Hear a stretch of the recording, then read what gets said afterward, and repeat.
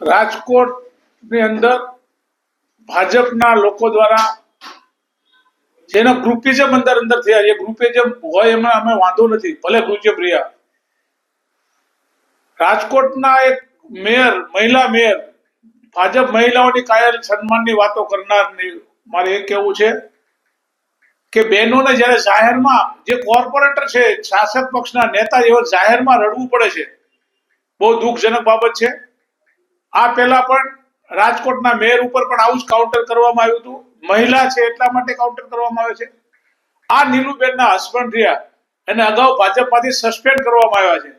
એટલે જે 2-3 ગ્રુપો ભાજપના હાલ રાજકોટમાં વિજયભાઈને ગયા પછી જે વધારે વકર્યા છે, એ લોકો જે સામે પક્ષે જે ભ્રષ્ટાચારીઓ છે, જે લોકો રોઈ રહ્યા છે, અંદરથી પોતાનો બહાર જવાબ નથી કાઢી શકતા, એ સામેના જૂથના છે.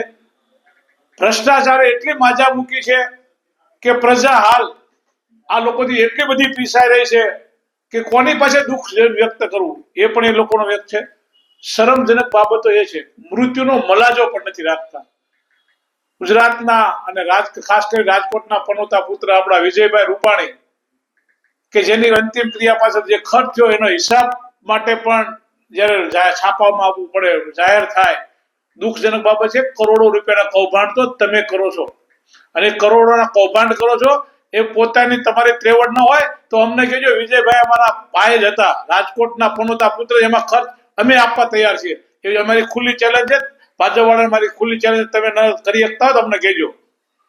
પરંતુ રાજકોટમાં મહિલાનું અપમાન ન થવું જોઈએ, મોતનો મલાજો રહેવો જોઈએ, રાજકોટના પનોતા પુત્રનું અપમાન ન થવું જોઈએ. આ બધી હકીકતમાં ધ્યાન રાખવાની બહુ જરૂરિયાત છે. વસરામભાઈ, તમારી જો તમે કોર્પોરેટર છો, વિપક્ષના નેતા રહી ચૂક્યા છો, કોણ કરે છે આમાં? શું કહેશો કે આમાં હાલ જે લોકો સત્તા ઉપર બેઠા છે એને ભ્રષ્ટાચાર કરવામાં માજા મૂકતા નથી.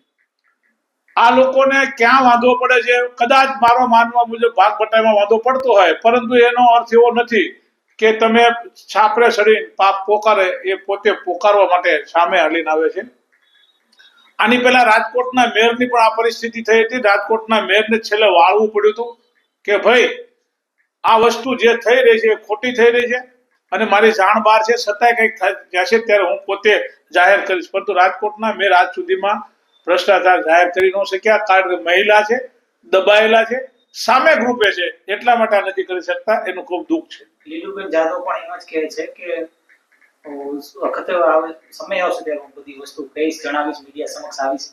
એ જ મારું જે કહેવાનું છે એ જ છે કે એ લોકોને હવે અંદરથી સહન કરવાની એક લિમિટ હોય. કોઈ પણ વ્યક્તિને સહન કરવાની મર્યાદા હોય છે.